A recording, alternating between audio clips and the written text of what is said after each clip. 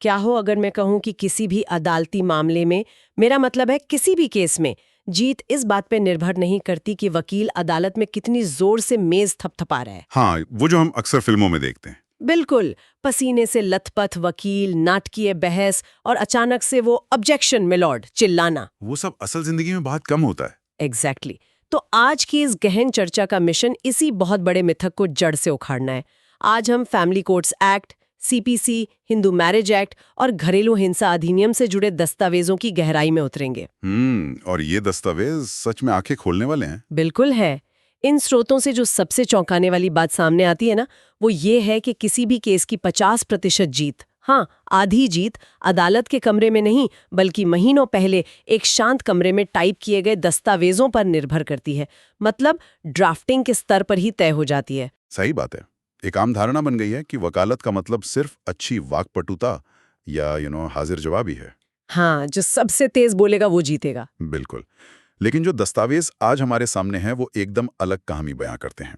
वे बताते हैं कि असली लड़ाई तो कागजों पर लड़ी जाती है। हम्म। हालांकि इस चर्चा में आगे बढ़ने से पहले मैं एक बात स्पष्ट कर दूं, आज हम जो भी विश्लेषण कर रहे हैं वो कानूनी ड्राफ्टिंग की रणनीतियों को समझने का एक शैक्षिक प्रयास है। राइट, ये कोई पर्सनल लीगल एडवाइस नहीं है। एकदम सही। इसे व्यक्तिगत कानूनी सलाह नहीं माना जाना चाहिए। हर मामले की परिस्थितियां अलग होती हैं, इसलिए हमेशा एक विशेषज्ञ कानूनी सलाहकार से ही संपर्क करना चाहिए। ये बहुत ही जरूरी डिस्क्लेमर था। तो चलिए इस खामोश रणनीति की, मतलब इस साइलेंट स्ट्रैटेजी की परतें खोलते हैं। मुझे स्रोतों में जो बात सबसे दिलचस्प लगी वो ये कि हम अक्सर समझते हैं कि ड्राफ्टिंग एक ढाल है। हाँ, अपना बचाव करने के लिए। ढाल नहीं है, बल्कि ये विपक्षी के पैरों के नीचे बिछाया गया एक जाल है, एक तलवार है। मतलब ये बदलाव आता कैसे है? तो इस रणनीति को समझने के लिए हमें उस व्यक्ति के नजरिए से सोचना होगा जिसके हाथ में फैसला है। यानी कि जज। एग्जैक्टली, जज। जरा उस जज की दिनचर्या की कल्पना कीजिए। उनके पास हर दिन करीब 60 से 100 फाइलें आती हैं। वेट, एक दिन में 60 से 100 फाइलें? हाँ, बिल्कुल। और अगर हम समय का हिसाब लगाएं तो एक मामले को पढ़ने के लिए उनके पास मुश्किल से चंद मिनट होते हैं। बाप रे, ये तो बहुत ज्यादा है ना? ऐसे में उनका मानसिक बोझ, या जिसे हम कॉग्निटिव फ्रिक्शन कहते हैं, वो बहुत अधिक होता है। जज के पास इतना समय या ऊर्जा नहीं है कि वह हर फाइल में छिपी एक उलझी हुई बेतरतीब कहानी को खुद सुलझाएं। इसका मतलब है कि अगर कोई अपनी पूरी दुख भरी कहानी बिना किसी क्रोनोलॉजी के लिख दे, तो जज उसे शायद ही पूरी तवज्जो दे पाएंगे। 100%। और यहीं पर एक बेहतरीन ड्राफ्टिंग अपना जादू दिखाती है। अच्छी ड्राफ्टिंग जज के दिमाग में पहली सुनवाई शुरू होने से पहले ही पूरे मामले का एक बहुत ही स्पष्ट फ्रेमवर्क बना देती है। एक क्लैरिटी आ जाती है। बिल्कुल। अगर ड्राफ्टिंग कमजोर है तो आप अदालत में खड़े होकर कितने भी महान तर्क क्यों न दे दें, आपकी बात को कोई वजन नहीं रह जाता। जज का दिमाग उस उलझी हुई फाइल को पहले ही किनारे कर चुका होता है। अच्छा, अगर मैं इस तर्क को एक उदाहरण से समझूं, क्या हम एक ड्राफ्ट को किसी गगनचुंबी इमारत की नींव की तरह देख सकते हैं? हाँ, ये बहुत अच्छा उदाहरण है। मेरा मतलब है, अगर इमारत की नींव ही कमजोर या टेढ़ी है, तो आप उसके ऊपर कितना भी खूबसूरत शीशा लगा लें, महंगा पेंट कर लें, जरा सा भूकंप आने पर वो पूरी इमारत भरभरा के गिर जाएगी। सही कहा आपने। और अदालत में वो भूकंप विपक्षी वकील की जरा सी बहस हो सकती है। बिल्कुल, नींव कमजोर है तो केस गिरेगा ही।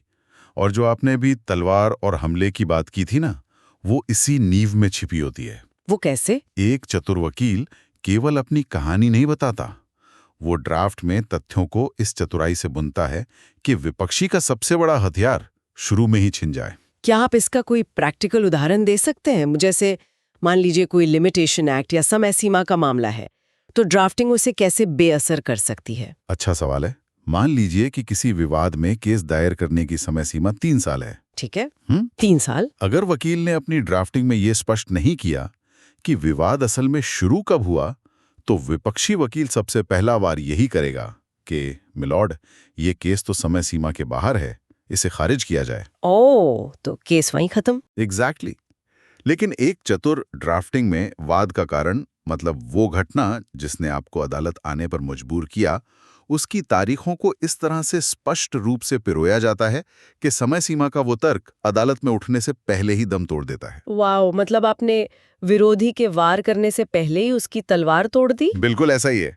यहाँ से ये विषय वाकई बहुत गहरा हो जाता है, क्योंकि दस्तावेजों में एक गोल्डन रेशियो का जिक्र किया गया है। हाँ, 70-20-10 का नियम। हाँ, ये किसी परफेक्शनिस्ट शेफ की रेसिपी जैसा लगता है मुझे। और मैं कहूंगा कि ये रेसिपी किसी भी केस में सफलता का सबसे बड़ा फॉर्मूला है। तो ये काम कैसे करता है? इस नियम के अनुसार एक आदर्श ड्राफ्ट में 70% तथ्य होने चाहिए, 20% क्रोनोलॉजी या घटनाक्रम होना चाहिए और केवल 10% कानून का जिक्र होना चाहिए। वेट, सिर्फ 10% कानून? हाँ, सिर्फ 10%। ये बात मेरी समझ से थोड़ी बाहर है, क्योंकि आम जनता तो यही मानती है कि कानूनी दस्तावेजों का मतलब ही है पन्नों में भरी हुई लैटिन भाषा और भारी भरकम धाराएं। और यही लोग गलती करते हैं। यही वो जगह है जहां अच्छे और साधारण ड्राफ्ट में फर्क पैदा होता है। अदालत में तथ्य राजा होते हैं। कानून का काम अदालत का है, आपका नहीं। अच्छा। स्रोत में एक बहुत ही स्पष्ट उदाहरण दिया गया है इसका। अक्सर लोग ड्राफ्ट में लिखते हैं, मुझे बहुत प्रताड़ित किया गया और फिर एक दिन धक्के मारकर घर से निकाल दिया गया। जो कि एक नॉर्मल इंसान लिखेगा ही। हाँ, लेकिन अदालत की नज़र में ये एक गोलमोल आरोप है।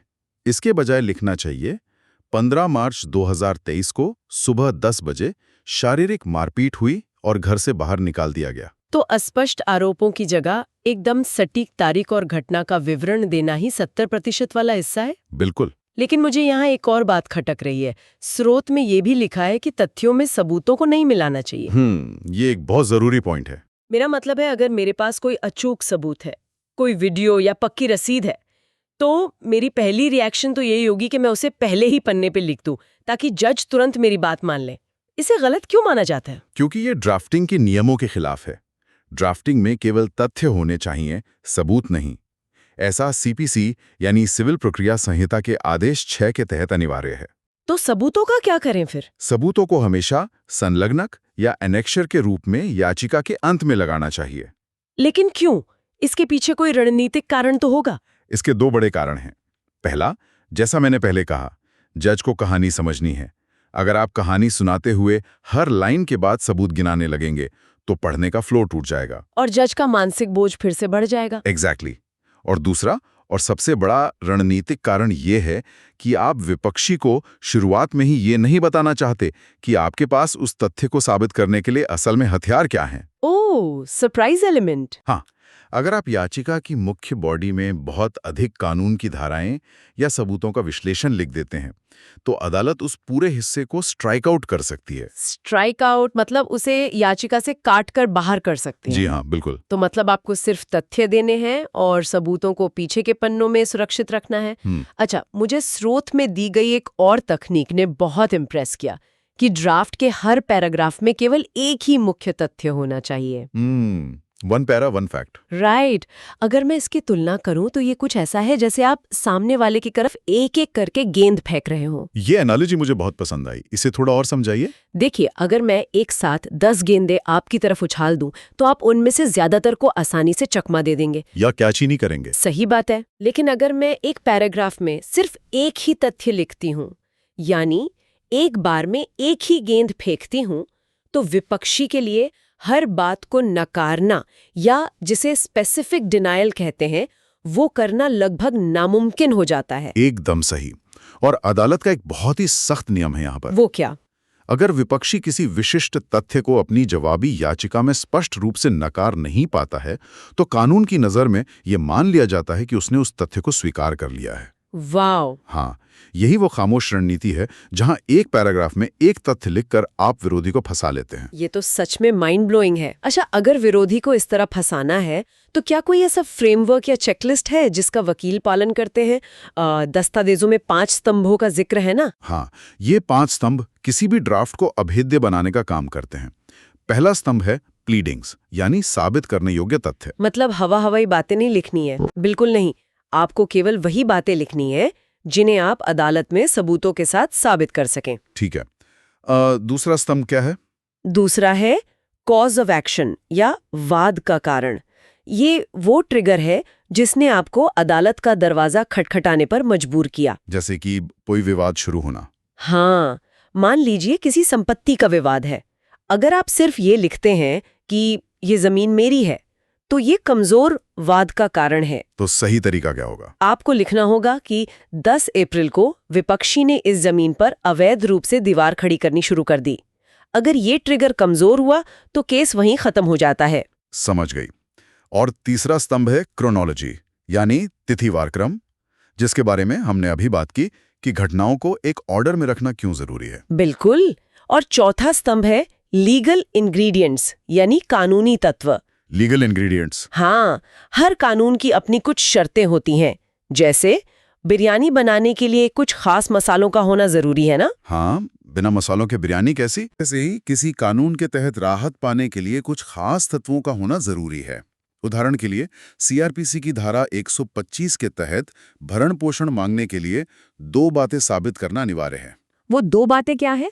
पहला कि विपक्षी जानबूझकर उपेक्षा कर रहा है, और दूसरा कि पीड़ित खुद अपना भरण पोषण करने में असमर्थ है। अगर आपके ड्राफ्ट में ये दोनों बातें नहीं हैं, तो केस खारिज हो सकता है। और अब आते हैं 5वें और सबसे शक्तिशाली स्तंभ पर, जिसने मेरा ध्यान सबसे ज्यादा खींचा, एविडेंस मैपिंग या साक्ष्यों का मिलान। ये कैसे काम करता है? एविडेंस मैपिंग वास्तव में एक टेबल या चार्ट होता है जो जज के काम को बेहद बहुत ही आसान बना देता है। टेबल मतलब रोज और कॉलम्स वाला? हाँ, इसमें 3 कॉलम बनाए जाते हैं। पहले कॉलम में तथ्य, दूसरे में उस तथ्य का साक्ष्य, और तीसरे में लागू होने वाला कानून। जैसे अगर मैं एक उदाहरण लूं, पहले कॉलम में तथ्य है 12 मई 2015 को विवाह संपन्न हुआ। दूसरे कॉलम में साक्ष्य के नीचे लिखा है विवाह प्रमाण पत्र या एनेक्शर 1, और तीसरे कॉलम में कानून, हिंदू मैरिज एक्ट की धारा। एग्जैक्टली। अब सोचिए, जब एक जज इस टेबल को देखता है तो उसे पूरी कहानी सिर्फ एक नजर में समझ आ जाती है। उसे पन्ने पलटकर ढूंढना नहीं पड़ेगा। बिल्कुल नहीं।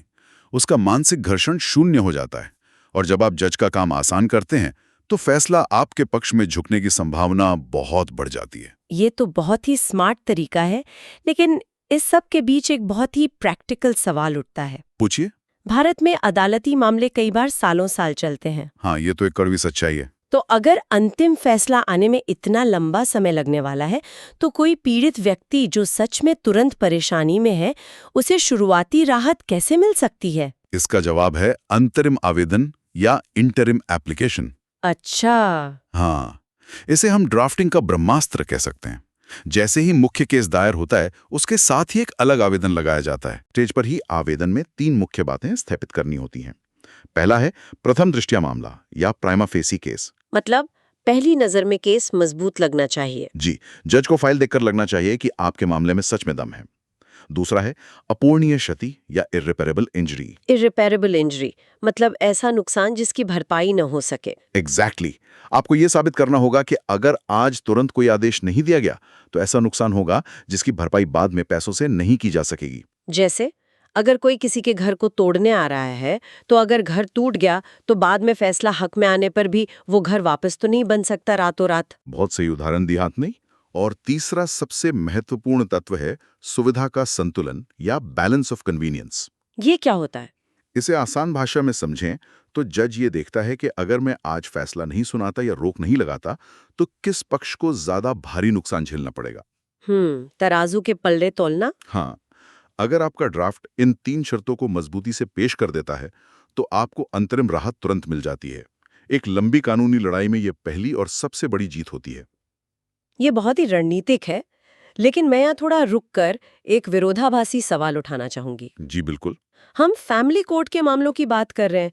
तलाक, घरेलू हिंसा, बच्चों की कस्टडी, ये विषय स्वाभाविक रूप से बहुत ही बहुत इमोशनल होते हैं। इसमें कोई शक नहीं है। एक इंसान जिसका घर टूट रहा है वो बहुत आहत होता है।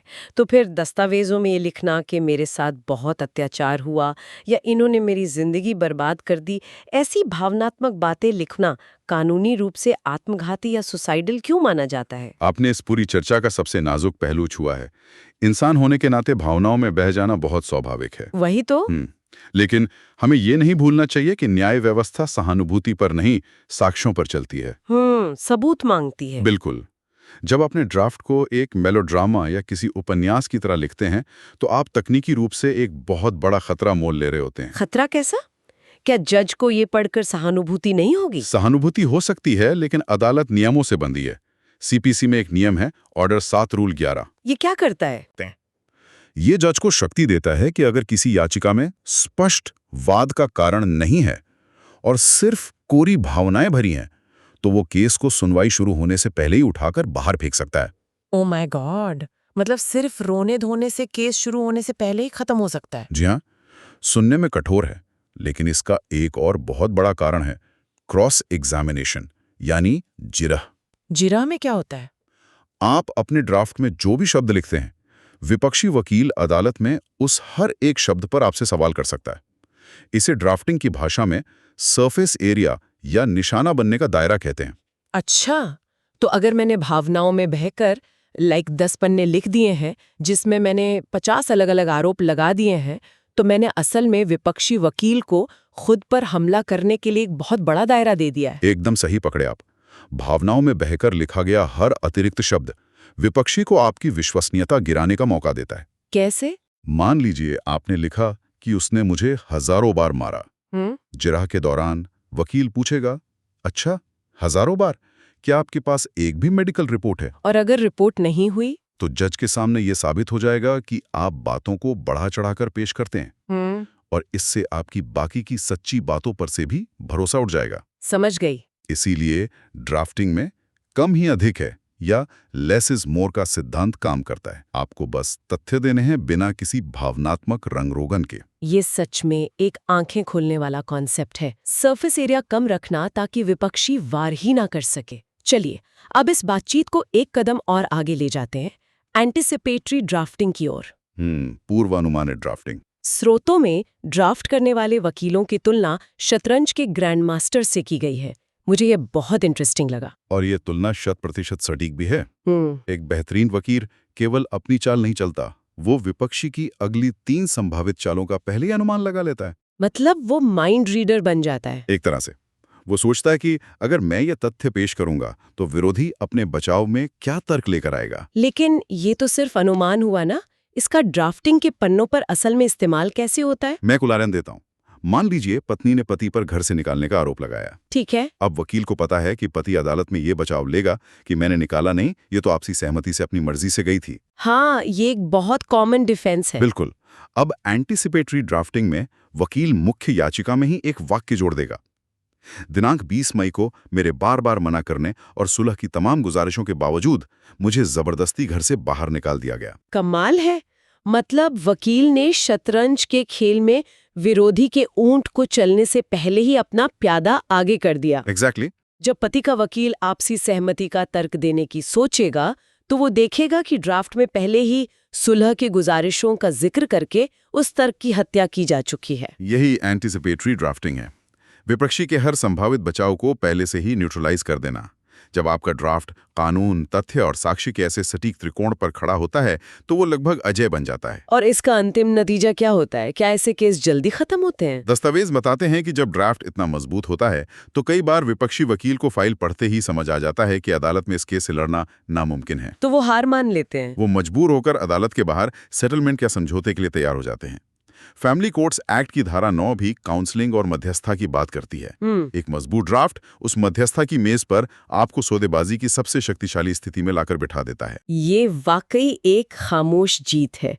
अदालत में सबसे ताकतवर आवाज वो नहीं होती जो माइक पर सबसे जोर से चिल्लाती है। बिल्कुल नहीं। सबसे ताकतवर आवाज वो होती है जो सफेद पन्नों पर काले अक्षरों में खामोशी से अपना काम कर जाती है और जज के फैसले की रूपरेखा पहले ही लिख देती है। और यही ड्राफ्टिंग की असली कला है। जो साबित कर सकते हैं वही लिखें और अपने विपक्षी को संभलने का कोई मौका ना दें। आज की ये चर्चा बहुत ही गहरी और ज्ञानवर्धक रही। अब जब भी हम अदालती मामलों के बारे में सोचेंगे तो हमें ड्राफ्टिंग महज कागजों का कोई पुलिंदा नहीं लगेगी। हाँ, वो एक रणनीति है। बिल्कुल, एक मास्टरमाइंड की शतरंज की बिसात और एक सटीक इंजीनियरिंग नजर आएगी जहां भावनाओं को किनारे रखकर सिर्फ ठोस सबूतों पर काम होता है। एकदम सही। लेकिन इस विस्तृत विश्लेषण को खत्म करने से पहले मैं एक ऐसा विचार यहाँ छोड़ना चाहूंगी जो कानूनी पन्नों से निकलकर सीधे हमारे रोजमर्रा की जिंदगी में उतरता है। वो क्या है? आज हमने देखा कि कैसे अदालत के उस बेहद तनावपूर्ण माहौल में भी भावनाओं और मेलोड्रामा को हटाकर सिर्फ तथ्यों और क्रोनोलॉजी पर बात करने से सबसे बड़ी जीत मिलती है। तो ये सोचने वाली बात है, क्या हो अगर हम इसी ड्राफ्टिंग के फॉर्मूले को अपनी आम जिंदगी के विवादों में भी अपना लें? ये तो बहुत दिलचस्प नजरिया है। जरा सोचिए, जब हमारे घर में या हमारे निजी रिश्तों में कोई झगड़ा होता है तो हम अक्सर तुमने हमेशा ऐसा ही किया है या मुझे तुम्हारे उस बर्ताव से बहुत बुरा लगा जैसी भावनाओं के तूफान में उलझ जाते हैं। हाँ, हम पुरानी बातें उखाड़ने लगते हैं। बिल्कुल। क्या हो अगर हम उस तूफान को थोड़ी देर के लिए अलग रख दें? क्या हो अगर हम अपने आपसी विवादों में भी सिर्फ घटनाओं और तथ्यों को निष्पक्ष होकर देखें, बिना अपनी भावनाओं को तथ्यों में मिलाए और बिना कोई ऐसा भावनात्मक सरफेस एरिया दिए जिस पर सामने वाला पलटकर वार कर सके? सिर्फ फैक्ट्स पर बात करना। हाँ, हो सकता है कि अगर हम अपनी जिंदगी की रोजमर्रा की बातचीत में इस कम ही अधिक है वाले फॉर्मूले का इस्तेमाल करें तो हमारे बहुत से उलझे हुए रिश्ते अदालत की सीढ़ियों तक पहुंचने से पहले ही सुलझ जाएं। ये सच में एक बहुत गहरा और विचारणीय थॉट है ना?